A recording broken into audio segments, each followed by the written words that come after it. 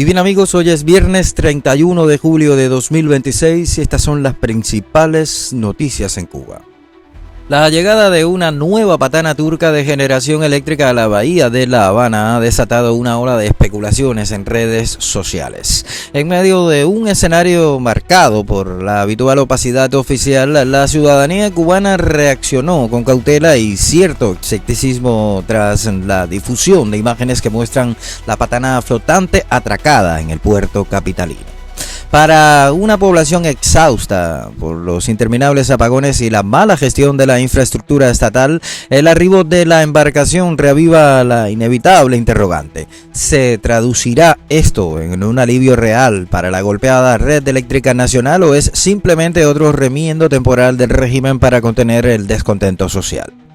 Por el momento, las autoridades no han emitido un informe oficial detallado sobre la capacidad exacta que aportará esta nave ni los plazos precisos para su sincronización con el deteriorado sistema electroenergético nacional. Mientras tanto, las calles en la red prima la expectativa ante un modelo de alquiler de barcazas que, si bien ofrece inyecciones puntuales de megavatios, sigue dejando en evidencia la incapacidad del Estado para resolver de fondo la crisis estructural del país. El régimen castrista volvió a recurrir a su habitual libreto de victimismo internacional para justificar la debacle política y económica del país. Durante una reciente intervención, el ministro de Relaciones Exteriores del régimen, Bruno Rodríguez Parrilla, admitió que Cuba se enfrenta a un entorno global cada vez más adverso, atribuyendo la totalidad de la crisis a una supuesta estrategia macabra coordinada desde Washington.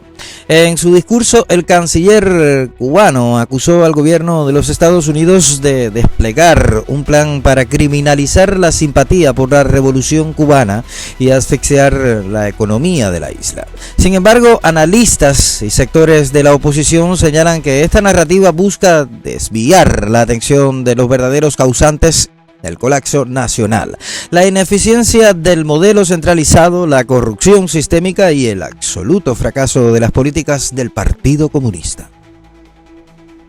El gobierno de Estados Unidos se encuentra en la fase final de negociaciones para cerrar un acuerdo estratégico con Uruguay que permitiría la deportación de migrantes irregulares cubanos hacia el país sudamericano. La iniciativa busca frenar el flujo migratorio descontrolado en la frontera sur estadounidense y desmantelar los incentivos para la migración ilegal hacia el norte. Según indicaron funcionarios de ambos países bajo condición de anonimato, el pacto tiene como objetivo principal garantizar que los deportados no vuelvan a intentar ingresar de manera irregular a territorio estadounidense, al tiempo que se les ofrece una alternativa buenísima para vivir en libertad fuera del régimen dictatorial de la isla. La medida refleja un giro hacia las políticas migratorias más estrictas y pragmáticas por parte de Washington, apostando por la reubicación en terceros países democráticos de la región. Esto permite mantener la firmeza frente a la violación de las leyes fronterizas sin enviar a los ciudadanos de regreso a la represión castrista. De concretarse, el acuerdo sentaría un precedente en la gestión regional del impacto causado por el éxodo masivo desde la isla. La atención social volvió a desbordarse en la capital cubana tras una nueva jornada de protestas populares caracterizadas por sonoros cacerolazos, quema de basura y el bloqueo de calles en varios municipios de La Habana. Cansados de las interminables horas en penumbras y del colapso generalizado de los servicios básicos, los ciudadanos se lanzaron nuevamente a las calles para desafiar de manera directa la represión del régimen comunista. Imágenes y reportes difundidos por redes sociales y medios independientes mostraron las calles bloqueadas con escombros y columnas de humo en barrios donde la indignación popular ha superado las barreras del miedo. Al grito de "reclamamos por la electricidad, comida y libertad", la población civil expresó su hartazgo ante una dictadura incapaz de garantizar nada. ni lo más elemental de la vida, y cuya única respuesta sigue siendo el despliegue de fuerzas represivas. La creciente ola de manifestaciones en la isla pone al descubierto el profundo desgaste del modelo castrista. En una decisión que reaviva la controversia sobre la instrumentalización ideológica del espacio público, el gobierno de la Ciudad de México, encabezado por Clara Brugada, anunció que las estatuas de Fidel Castro y el asesino Ernesto Che Guevara volverán a ser instaladas en la capital. El conjunto escultórico conocido como el Monumento al Encuentro había sido retirado hace un año aproximadamente, tras constantes protestas ciudadanas y actos de rechazo por parte de sectores que consideran inaceptable rendir tributo en espacios públicos a figuras asociadas con regímenes autoritarios, la represión y la privación de libertades en la región. Según explicó Brugada, las estatuas serán reubicadas en un nuevo punto de la ciudad con el fin de evitar problemas y prevenir nuevos episodios de protestas. Sin embargo, la medida ha sido criticada por sectores de la oposición y la sociedad civil, quienes señalan que cambiar de lugar un monumento divisivo no elimina la afrenta que representa para las víctimas de las dictaduras comunistas en América Latina, acusando a la administración local de priorizar la agenda ideológica de la izquierda por encima del consenso ciudadano. Los vecinos de la ciudad de Guantánamo continúan denunciando el estado de abandono extremo en el que se encuentran sus barrios, sofocados por acumulaciones de basura a escasos metros de las puertas de sus viviendas. Reportes de Diario de Cuba TV ponen de manifiesto una realidad que se repite a lo largo de la isla: vertederos improvisados en cada esquina ante la pasividad y el colapso de los servicios comunales del Estado cubano. La acumulación ininterrumpida de desechos no solo genera un hedor insoportable, sino que ha convertido las zonas residentes o residenciales en focos de infección y criaderos de vectores, amenazando la salud de familias enteras. Mientras el discurso oficial culpa a la falta de combustible o de repuestos, los guantanameros sufren de primera mano las consecuencias de la ineficiencia centralizada de un sistema incapaz de garantizar incluso la recogida básica de residuos sanitarios.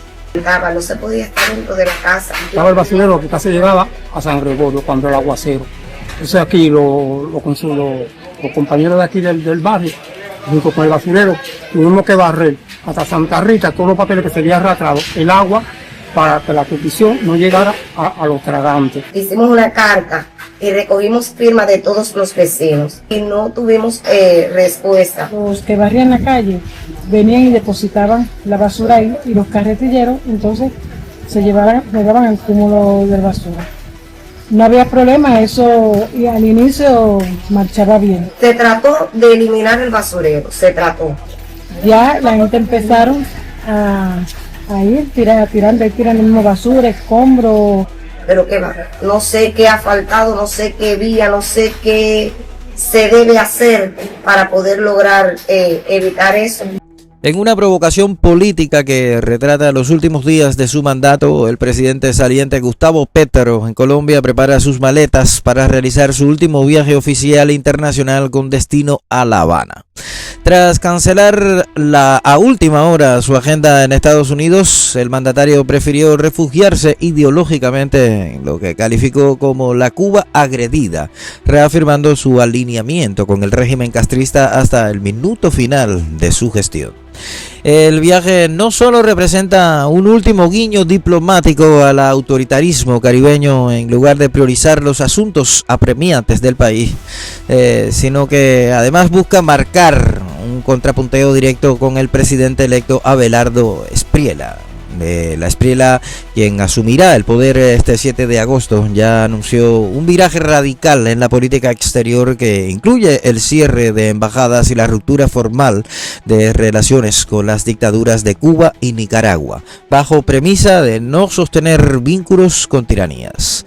Para diversos sectores de la oposición, la gira de despedida del líder de izquierda a la isla caribeña expone la desconexión con los intereses nacionales y confirma que la retórica gubernamental prefirió blindar complicidades ideológicas antes que defender las libertades democráticas en la región.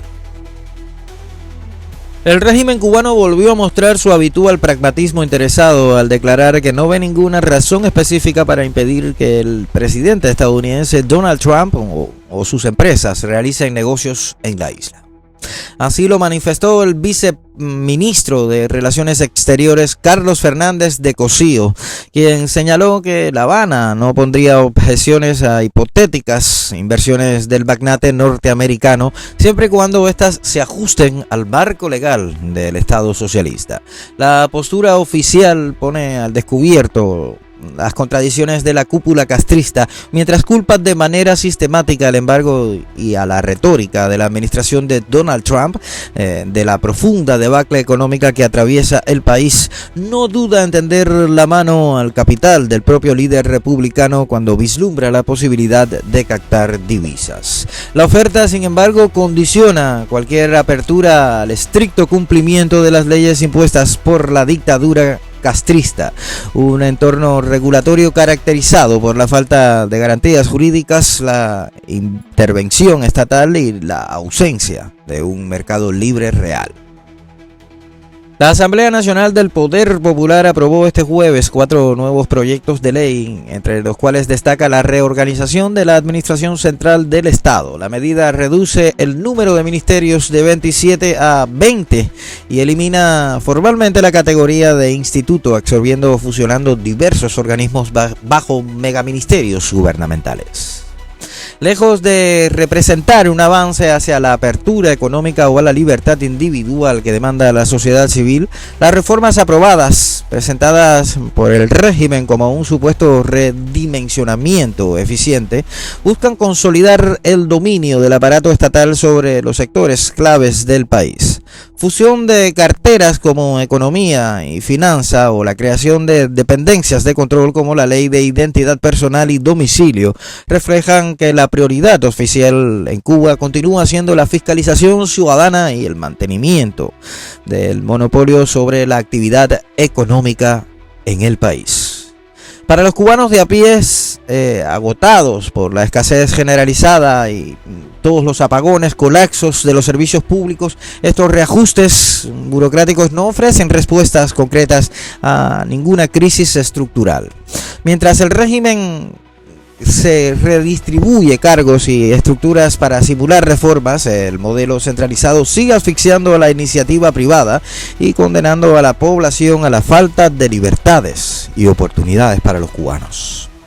Y hasta aquí las noticias de hoy. Yo soy tu amigo Donovan Arango, que te invita a que te quedes con nosotros en el canal, que nos sigas, que nos regales tu like, y quien te dice: patria, vida, libertad para Cuba y todos nuestros presos políticos, y Cuba para la calle. Feliz fin de semana.